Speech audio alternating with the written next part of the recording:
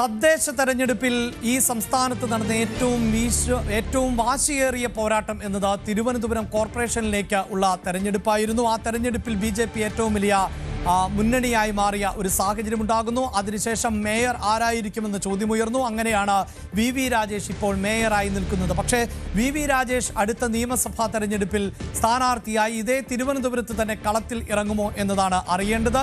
കഴിഞ്ഞ ദിവസം VV രാജേഷ് ഇതുമായി ബന്ധപ്പെട്ട പ്രതികരണം ന്യൂസ് 18 നൽകിയിരുന്നു. ഞാൻ അതിൻ്റെ വിശദാംശങ്ങളിലേക്ക് കടക്കുമ്പോൾ VV രാജേഷ് ന്യൂസ് 18നോട് സംസാരിച്ചത് പ്രകാരം അദ്ദേഹം മത്സര സാധ്യത തള്ളുന്നില്ല എന്നതാണ് എടുത്തു പറയേണ്ടത്. അതായത് വരുന്ന നിയമസഭാ തെരഞ്ഞെടുപ്പിൽ VV രാജേഷ് സ്ഥാനാർത്ഥിയാകുവാനുള്ള സാധ്യത ഇപ്പോഴും നിലനിൽക്കുന്നു എന്നുള്ളത് തന്നെയാണ്.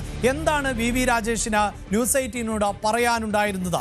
ആദ്യം നമുക്ക് അതൊന്ന് കേട്ടുനോക്കാം. അതിനുശേഷം എന്താണ്, എവിടെയാണ് VV രാജേഷിന്റെ സാധ്യത എന്നതുകൂടി നമുക്ക് വിശദമായി പരിശോധിക്കാം. ആദ്യം VV രാജേഷിന്റെ പ്രതികരണത്തിലേക്ക്.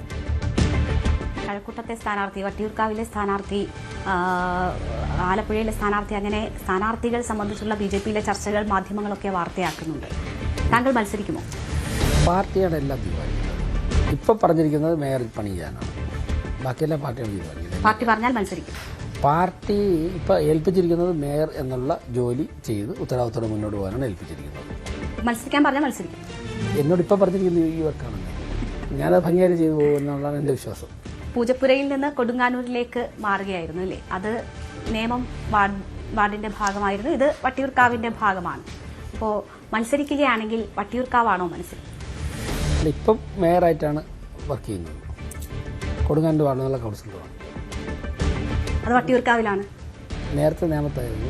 നെടുമങ്ങാട് മത്സരിച്ചിട്ടുണ്ട് അസംബ്ലിയിൽ. കഴക്കൂട്ടത്ത് പ്രവർത്തിച്ചിട്ടുണ്ട്. ഇപ്പോൾ കോർപ്പറേഷനിൽ കൂടുതലും പ്രവർത്തിച്ചേക്കാം കഴക്കൂട്ടത്ത്. ഇതൊക്കെ ഇവിടെ ജില്ലാ പ്രസിഡന്റായിരുന്നു. അങ്ങനെ ഓരോ ഘട്ടത്തിലും ഓരോ പ്രവർത്തനം നടത്തിയിട്ടുണ്ട്. VV രാജേഷ് ആഗ്രഹിക്കുന്നുണ്ടോ മത്സരിക്കണോ? ഇപ്പോൾ ഈ ജോലി വലിയ സാധ്യതയുള്ള സമയത്ത് ഞാൻ വ്യക്തിപരമായിട്ട് ആഗ്രഹിക്കുന്ന കാര്യങ്ങളൊന്നും ഞങ്ങളുടെ പാർട്ടിയിൽ അങ്ങനെ നടക്കണമെന്ന് നിർബന്ധമില്ല. പാർട്ടി ഓരോ ഘട്ടത്തിൽ തീരുമാനിച്ചിട്ടുണ്ട്. ഇപ്പോൾ മേയർ എന്നുള്ള നിലയ്ക്കുള്ള ജോലി കൃത്യമായിട്ട് ചെയ്തു പോകണമെന്ന് പറയുന്നു, അത് ചെയ്തു പോകുന്നു.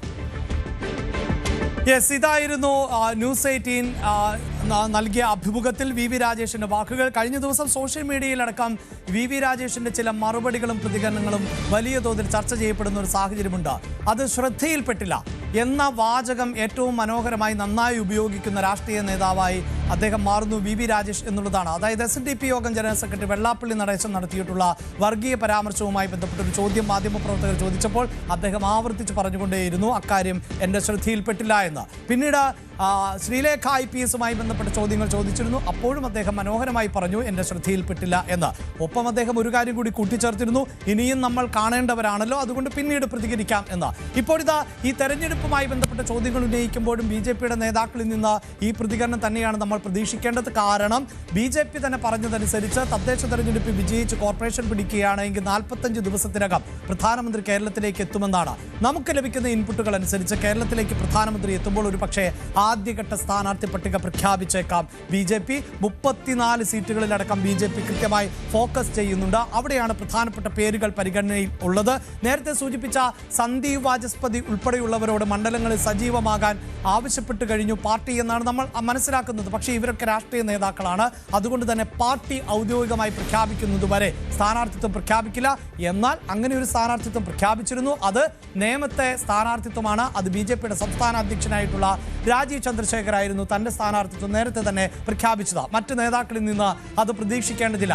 ഇനി നമ്മൾ എവിടെയാണ് VV രാജേഷ് മത്സരിക്കുക എന്ന സംശയത്തിലേക്കാണ് പോകുന്നത്. കാരണം BJPയെ സംബന്ധിച്ചിടത്തോളം അവർ തിരുവനന്തപുരത്ത് ശ്രദ്ധയൂന്നുന്ന ഒരു സാഹചര്യമുണ്ട്.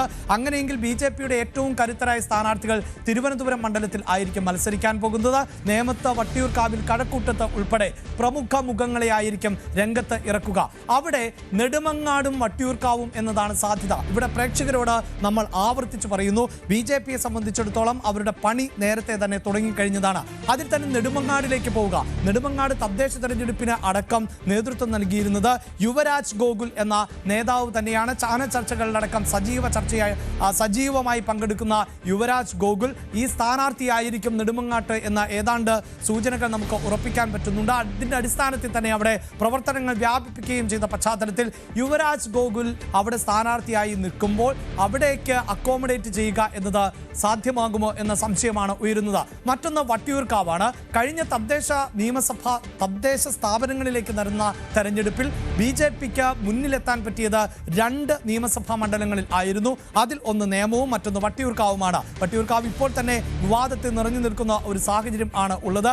ആഞ്ഞു പിടിച്ചാൽ വട്ടിയൂർക്കാവ് ഒപ്പം നിൽക്കുമെന്ന് BJP പ്രതീക്ഷിക്കുന്നു. അതുകൊണ്ട് തന്നെ കെ സുരേന്ദ്രൻ BJPയുടെ മുൻ സംസ്ഥാന അധ്യക്ഷനെ തന്നെ മത്സരിപ്പിക്കുവാനുള്ള സാധ്യതയാണ് ഇപ്പോൾ തെളിഞ്ഞു കാണുന്നത്. അപ്പോൾ പിന്നെ എവിടെയാണ് VV രാജേഷ് മത്സരിക്കുക എന്നത് ഒരു സംശയമായി തന്നെ നിലനിൽക്കുന്ന പശ്ചാത്തലമുണ്ട്. എന്തായാലും VV രാജേഷ് സംസാരിച്ചത് ഞങ്ങളുടെ പ്രതിനിധി NG രേണുകയോട് ആയിരുന്നു. രേണുക തന്നെയാണ് ഈ ഘട്ടത്തിൽ തത്സമയം ചേരുന്നത്. രേണുക, എവിടെയാണ് VV രാജേഷ് മത്സരിക്കുക എന്നത് നമുക്ക് വ്യക്തതയില്ല. അത് പാർട്ടിയാണ് പറയേണ്ടത്. ഇനിയിപ്പോൾ മത്സരിക്കുമോ എന്നതും നമുക്ക് ഉറപ്പിക്കാനാകില്ല. പക്ഷേ ആ മത്സര സാധ്യത രേണുകയുമായി സംസാരിച്ചപ്പോൾ VV രാജേഷ് തള്ളിക്കളഞ്ഞില്ലല്ലോ. അഭിലാഷ്, BJP ഏറ്റവും സാധ്യത കൽപ്പിക്കുന്ന നിയമസഭാ തെരഞ്ഞെടുപ്പിനുള്ള ഒരുക്കങ്ങളാണ് അവർ സംസ്ഥാനത്ത് തുടങ്ങിയിരിക്കുന്നത്.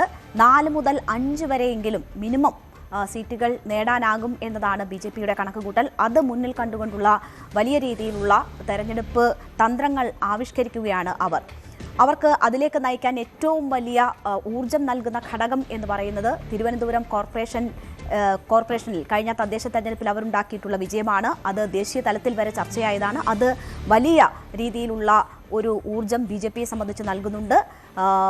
കോൺഗ്രസിനും CPM-നും ബദലായി ജനങ്ങൾ BJPയെ തെരഞ്ഞെടുത്തു എന്നതാണ് ആ ജയത്തിലൂടെ അവർ പറയുന്നത്. അതുകൊണ്ട് തന്നെ അങ്ങനെ ഒരു സാധ്യത BJPക്ക് സംസ്ഥാനത്തുണ്ട് എന്നത് അവർ നിരീക്ഷിക്കുന്നു. അതാണ് സാഹചര്യം. അപ്പോൾ അങ്ങനെ ഒരു തെരഞ്ഞെടുപ്പാണ് നടക്കാനിരിക്കുന്നത്. അതുകൊണ്ട് തന്നെ വളരെ പ്രധാനപ്പെട്ട ഒരു തെരഞ്ഞെടുപ്പ്. അതിൽ മത്സരിക്കുമോ എന്ന ഒരു ചോദ്യമാണ് ഞാൻ VV രാജേഷിനോട് ചോദിക്കുന്നത്. അപ്പോൾ VV രാജേഷ്, ഞാൻ ആവർത്തിച്ച് ആ കാര്യങ്ങൾ ചോദിക്കുമ്പോൾ അതിൽ നോ പറയുന്നില്ല എന്നതാണ് ഏറ്റവും പ്രധാനപ്പെട്ട കാര്യം. അദ്ദേഹം മത്സരിക്കുമോ ഈ വരുന്ന നിയമസഭാ തെരഞ്ഞെടുപ്പിൽ എന്ന് ചോദിക്കുമ്പോൾ ഇല്ല എന്നൊരു മറുപടി അദ്ദേഹത്തിൻ്റെ ഭാഗത്തു നിന്നും ഉണ്ടാകുന്നില്ല. മറിച്ച് അദ്ദേഹം പറയുന്നത് എന്നെ ഇപ്പോൾ പാർട്ടി ഏൽപ്പിച്ചിരിക്കുന്ന കർത്തവ്യം എന്ന് പറയുന്നത് മേയർ ഇവിടെ തിരുവനന്തപുരം കോർപ്പറേഷൻ ഭരിക്കുക എന്നതാണ്. മേയർ സ്ഥാനത്തിരിക്കുക, മികച്ച ഭരണം കാഴ്ചവെക്കുക എന്നതാണ്. അത് ഞാൻ ചെയ്യുന്നുണ്ട്. അതാണ് എൻ്റെ ഉത്തരവാദിത്വം എന്ന് പറയുന്നു.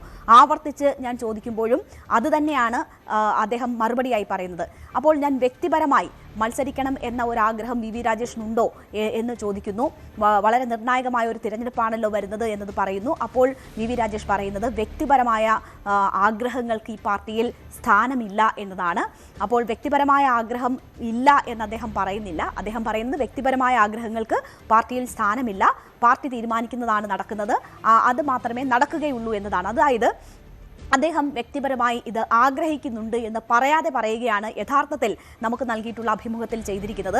നമുക്കറിയാം BJP ഏറ്റവും സാധ്യത കൽപ്പിക്കുന്ന ഒരു തെരഞ്ഞെടുപ്പ്. ആ തെരഞ്ഞെടുപ്പിൽ മത്സരിക്കുക എന്നത് എല്ലാ പ്രധാനപ്പെട്ട ആളുകളും ആഗ്രഹിക്കുന്ന ഒരു കാര്യമാണ്. അതുകൊണ്ട് തന്നെ VV രാജേഷും അത്തരം ഒരു ആഗ്രഹം ഉണ്ട് എന്നത് പറയാതെ പറയുകയാണ് നമ്മുടെ അഭിമുഖത്തിൽ ചെയ്തിരിക്കുന്നത്. അത് വെറും ഒരു ആഗ്രഹവുമല്ല, അദ്ദേഹത്തിന് അതിൽ ക്ലെയിം ഉണ്ട് എന്ന കാര്യം കൂടി നമുക്ക് നോക്കിക്കാണാൻ കഴിയും. അതായത് 2011 കഴിഞ്ഞ 3 നിയമസഭാ തെരഞ്ഞെടുപ്പുകൾ എടുത്താൽ 2013, 16, 21 ഈ 3 തെരഞ്ഞെടുപ്പുകളിലും മത്സരിക്കുകയും തുടർച്ചയായി വോട്ട് ഉയർത്തിക്കൊണ്ടുവരികയും മികച്ച പെർഫോമൻസ് കാഴ്ചവെക്കുകയും ചെയ്ത സ്ഥാനാർത്ഥികളിൽ ഒരാളാണ് VV രാജേഷ് എന്ന് നമുക്ക് നിസ്സംശയം പറയാം. 2011 അദ്ദേഹം വട്ടിയൂർക്കാവിലാണ് മത്സരിക്കുന്നത്. K മുരളീധരൻ ജയിച്ച തെരഞ്ഞെടുപ്പാണ്. അവിടെ 3-ാം സ്ഥാനത്താണ്. 12% വോട്ടാണ് അദ്ദേഹത്തിന് നേടാനായത്. അവിടെ നിന്ന് അദ്ദേഹം 2016 നെടുമങ്ങാട്ടേക്ക് പോവുകയാണ്.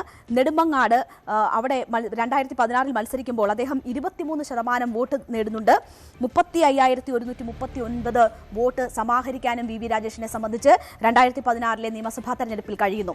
2021 വീണ്ടും അദ്ദേഹം വട്ടിയൂർക്കാവിലേക്ക് വരികയാണ്. വട്ടിയൂർക്കാവിൽ മത്സരിക്കുമ്പോൾ 2011 12% വോട്ട് നേടിയ VV രാജേഷിന് 2021 ആകുമ്പോഴേക്ക് 39,596 വോട്ട് സമാഹരിക്കാൻ കഴിയുന്നു. അവിടെ 2-ാം സ്ഥാനത്തെത്തുന്നു എന്നതാണ് സാഹചര്യം. അപ്പോൾ അദ്ദേഹത്തെ സംബന്ധിച്ച് വട്ടിയൂർക്കാവിൽ 2-ാം തവണ അദ്ദേഹം മത്സരിക്കാൻ വരുമ്പോൾ മികച്ചൊരു പെർഫോമൻസ് പുറത്തെടുക്കാൻ കഴിഞ്ഞു എന്ന ഒരു സാഹചര്യമുണ്ട്. 2-ാം സ്ഥാനത്താണ് അദ്ദേഹം എത്തിയിട്ടുള്ളത്. തുടർച്ചയായ തെരഞ്ഞെടുപ്പുകളിൽ അദ്ദേഹത്തിന് വോട്ട് വിഹിതം ഉയർത്താൻ കഴിഞ്ഞിട്ടുണ്ട്, വോട്ട് വർദ്ധിപ്പിക്കാൻ കഴിഞ്ഞിട്ടുണ്ട് എന്നൊരു സാഹചര്യമുണ്ട്. അതുകൊണ്ട് തന്നെ ഞാൻ അദ്ദേഹത്തോട് ഇപ്പോൾ കഴിഞ്ഞ തവണ അദ്ദേഹം ഈ കോർപ്പറേഷനിലേക്ക് മത്സരിക്കുമ്പോൾ അത് പൂജപ്പുരയിൽ നിന്നായിരുന്നു. പിന്നീട് കൊടുങ്ങാനൂരിലേക്കാണ് ഇപ്പോൾ മാറിയിരിക്കുന്നത്. ആ സാഹചര്യം ചൂണ്ടിക്കാട്ടുന്നു. പൂജപ്പുര എന്നത് നേമം മണ്ഡലത്തിൽ വരുന്നതാണ്. കൊടുങ്ങാനൂർ വെങ്ങാനൂർ എന്നത് വട്ടിയൂർക്കാവ് മണ്ഡലത്തിലാണ്. അപ്പോൾ താങ്കൾ മത്സരിക്കുകയാണെങ്കിൽ വട്ടിയൂർക്കാവാണോ മനസ്സിൽ എന്ന ഒരു ചോദ്യം ചോദിക്കുന്നുണ്ട്. അപ്പോഴും അദ്ദേഹം അതല്ല എന്നോ മത്സരിക്കുന്നില്ല എന്നോ അല്ല പറയുന്നത്. അദ്ദേഹം തന്നെ ഇപ്പോൾ ഏൽപ്പിച്ചിരിക്കുന്ന കർത്തവ്യം ഇതാണ് എന്ന് പറഞ്ഞ് ഒഴിഞ്ഞു മാറുകയാണ് ചെയ്തിരിക്കുന്നത്. അതിനൊപ്പം അദ്ദേഹം പറയുന്നുണ്ട്, ഞാൻ വട്ടിയൂർക്കാവിൽ മത്സരിച്ചിട്ടുണ്ട്, നെടുമങ്ങാട് മത്സരിച്ചിട്ടുണ്ട്, കഴക്കൂട്ടത്ത് ഞാൻ ഇതിൻ്റെ തെരഞ്ഞെടുപ്പിൻ്റെ ചുമതലകൾ ഏറ്റെടുത്ത് നിർവഹിച്ചിട്ടുണ്ട്. അങ്ങനെ പല വിധത്തിൽ പാർട്ടി ഏൽപ്പിച്ച എല്ലാ ഉത്തരവാദിത്തങ്ങളും ഞാൻ ചെയ്തിട്ടുണ്ട്. അതൊക്കെ ഭംഗിയായി നിറവേറ്റിയിട്ടുണ്ട്. അതുകൊണ്ട് തന്നെ പാർട്ടി ഒരു ഉത്തരവാദിത്തം ഏൽപ്പിക്കുകയാണെങ്കിൽ ഞാനത് ചെയ്യും എന്ന ക്ലെയിം മുന്നോട്ട് വെക്കുകയാണ് യഥാർത്ഥത്തിൽ വി രാജേഷ് ചെയ്തിരിക്കുന്നത്. നമ്മൾ ഈ സാഹചര്യം, തിരുവനന്തപുരത്തെ സാഹചര്യം പറയുമ്പോൾ മറ്റൊരു കാര്യം കൂടി ശ്രദ്ധിക്കണം. വട്ടിയൂർക്കാവിനെ ഇപ്പോൾ പ്രതിനിധീകരിക്കുന്നത് VK പ്രശാന്താണ്. VK പ്രശാന്ത് വട്ടിയൂർക്കാവിലേക്ക് വരുന്ന സാഹചര്യം അദ്ദേഹം തിരുവനന്തപുരം കോർപ്പറേഷൻ മേയറായി ചുമതല വഹിച്ചുകൊണ്ടിരിക്കുന്നിടത്തു നിന്നാണ് അദ്ദേഹം വട്ടിയൂർക്കാവിലേക്ക് മത്സരിക്കാനെത്തുന്നത്. വട്ടിയൂർക്കാവിൽ 3ാം സ്ഥാനത്തായിരുന്നു CPM ഉണ്ടായിരുന്നത്. അവിടെ നിന്നാണ് അദ്ദേഹം 1ാം സ്ഥാനത്തേക്ക് ഉയർന്നു വരുന്നത്. അതിന് അദ്ദേഹം പ്രയോജനപ്പെടുത്തിയത് മേയറായി പ്രവർത്തിച്ച് ജനങ്ങൾക്കിടയിൽ നേടിയെടുത്തിട്ടുള്ള ആ സ്വീകാര്യതയാണ്. അതാണ് CPMനെ വട്ടിയൂർക്കാവ് മണ്ഡലം തിരിച്ചുപിടിക്കാൻ പ്രേരിപ്പിച്ച പ്രധാനപ്പെട്ട ഒരു ഘടകം. അതുപോലെ ഒരു എൻട്രി വി രാജേഷിന്റെ കാര്യത്തിൽ വട്ടിയൂർക്കാവിൽ ഉണ്ടാകുമോ എന്നതാണ് നമ്മൾ പരിശോധിക്കുന്നത്. ഒരുപക്ഷെ VK പ്രശാന്ത് തന്നെയായിരിക്കും വട്ടിയൂർക്കാവിൽ സ്ഥാനാർത്ഥി എന്നത് ഏറെക്കുറെ ഉറപ്പായിരിക്കുന്ന ഒരു സാഹചര്യമുണ്ട്. അവിടെ മുൻ മേയറും നിലവിലെ മേയറും തമ്മിലുള്ള ഒരു ശക്തമായ മത്സരത്തിനുള്ള സാധ്യത തുറക്കാനുള്ള അവസരം BJP ഒരുക്കും എന്നത് സംബന്ധിച്ചുള്ള കാര്യങ്ങളുണ്ട്. ഇവിടെ ഇപ്പോൾ വട്ടിയൂർക്കാവുമായി ബന്ധപ്പെട്ട് ശ്രീലേഖ IPS മത്സരിക്കും എന്ന തരത്തിലുള്ള വാർത്തകൾ ഉണ്ടായിരുന്നു. ചില നീക്കുപോക്കുകൾ ഈ മേയർ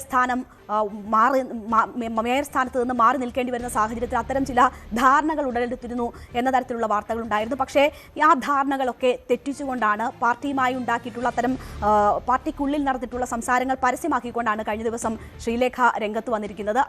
ആ സാഹചര്യത്തിൽ പാർട്ടിയും ശ്രീലേഖയും തമ്മിലുള്ള അകൽച്ച അല്പം വർദ്ധിച്ചിട്ടുണ്ട് എന്ന് വേണം നമ്മൾ മനസ്സിലാക്കാൻ. അപ്പോൾ അങ്ങനെ ഒരു ആളെ ഇനി വട്ടിയൂർക്കാവിൽ പരീക്ഷിക്കുമോ, അത്തരം സാധ്യതകളുള്ള ഒരു മണ്ഡലത്തിൽ പരീക്ഷിക്കുമോ എന്നതിലും സംശയങ്ങൾ നിലനിൽക്കുന്നു. താൻ മത്സരിക്കാനില്ല എന്നൊരു കാര്യം ശ്രീലേഖ പറയുകയും ചെയ്തിട്ടുണ്ട്. ആ ഘട്ടത്തിൽ വി രാജേഷ് എന്നത് വളരെ പ്രധാനപ്പെട്ട നിർണായകമായ ഒരു സ്ഥാനാർത്ഥിയായി BJPയെ സംബന്ധിച്ച് വട്ടിയൂർക്കാവിൽ മാറുന്നു എന്ന ഒരു സാഹചര്യം കൂടിയുണ്ട്. ഈ തെരഞ്ഞെടുപ്പുമായി ബന്ധപ്പെട്ട് ഈ തിരുവനന്തപുരം കോർപ്പറേഷൻ പിടിച്ച സാഹചര്യങ്ങളുമായി ബന്ധപ്പെട്ട് ഞാൻ വി രാജേഷിനോട് ചോദ്യങ്ങൾ ചോദിക്കുമ്പോൾ മുഖ്യമന്ത്രി ചില കറുത്ത കരങ്ങളുണ്ടെന്നും കോൺഗ്രസും BJPയും തമ്മിലുള്ള ധാരണകളെക്കുറിച്ചുമൊക്കെ മുഖ്യമന്ത്രി പറഞ്ഞ കാര്യം ശ്രദ്ധയിൽപ്പെടുത്തിയിരുന്നു. അപ്പോൾ വി രാജേഷ് പറഞ്ഞത് ഒരു തെരഞ്ഞെടുപ്പ് ജയിക്കാൻ നിയമപരമായ എല്ലാ രീതികളും മാർഗങ്ങളും അവലംബിക്കുമെന്നതാണ്. അതാണ് ഏറ്റവും പ്രധാനം. തെരഞ്ഞെടുപ്പ് ജയിക്കുക എന്നതാണ് പ്രധാനം എന്നത് പറഞ്ഞു. അതിന് നിയമപരമായ എല്ലാ സാധ്യതകളും തേടുമെന്ന് പറഞ്ഞു. അതുമാത്രവുമല്ല, തിരുവനന്തപുരം കോർപ്പറേഷനെ സംബന്ധിച്ച് നോക്കുകയാണെങ്കിൽ അവിടെ കോൺഗ്രസിൻ്റെയും CPMൻ്റെയും പ്രവർത്തകരുടെ വോട്ടുകൾ തങ്ങൾക്ക് ലഭിച്ചിട്ടുണ്ട്. അങ്ങനെ മറ്റൊരു സാധ്യതയായി BJPയെ കണ്ട് വോട്ട് ചെയ്ത പല രാഷ്ട്രീയ പാർട്ടികളിലും വിശ്വസിക്കുന്നവരുണ്ട് തിരുവനന്തപുരത്ത് എന്നതാണ്. അങ്ങനെ പാർട്ടികൾക്കതീതമായി അല്ലെങ്കിൽ ഒരു പൊതു സ്വീകാര്യനായി വോട്ട് സമാഹരിക്കാൻ കഴിയുന്ന ഒരു വ്യക്തി എന്ന നിലയിൽ കൂടി വി രാജേഷിന് ചില അക്സെപ്റ്റൻസ് ഉണ്ട്. അതുകൂടി പ്രയോജനപ്പെടുത്തുക എന്ന ഒരു സാധ്യത പാർട്ടി കണക്കാക്കുകയാണെങ്കിൽ വട്ടിയൂർക്കാവിൽ ഒരു പ്രധാനപ്പെട്ട കാൻഡിഡേറ്റായി വി രാജേഷ് ഉയർന്നു വരാനുള്ള സാധ്യതയുണ്ട്. അതിന് താല്പര്യമുണ്ട് എന്ന നിലയിൽ തന്നെയാണ് വി രാജേഷ് അത് നിഷേധിക്കാതെ നമ്മളോട് പ്രതികരിച്ചിരിക്കുന്നത്. അതിനുള്ള സാധ്യതകൾ BJP തേടും എന്ന് തന്നെയാണ് നമ്മൾ മനസ്സിലാക്കുന്നത്. അങ്ങനെയാണെങ്കിൽ മുൻ മേയറും നിലവിലെ മേയറും തമ്മിലുള്ള ഒരു തീ പാറുന്ന മത്സരത്തിന് വട്ടിയൂർക്കാവ് വേദിയാകും എന്നാണ്. അതായത് തീർച്ചയായും രേണുക സൂചിപ്പിച്ചതുപോലെ അങ്ങനെ അതിശക്തമായ ഒരു പോരാട്ടം നടക്കുമോ എന്നത് നമുക്ക് അറിയേണ്ടതുണ്ട്. ഇവിടെ നെടുമങ്ങാട്, വട്ടിയൂർക്കാവ് ഉൾപ്പെടെയുള്ള മണ്ഡലങ്ങളുടെ ഒരു സാഹചര്യം എന്താണ്? അവിടേക്ക് ശക്തനായ ഒരു സ്ഥാനാർത്ഥി വന്നാൽ എങ്ങനെയാണ് BJPക്ക് വിജയത്തിലേക്ക് എത്താൻ പറ്റുക?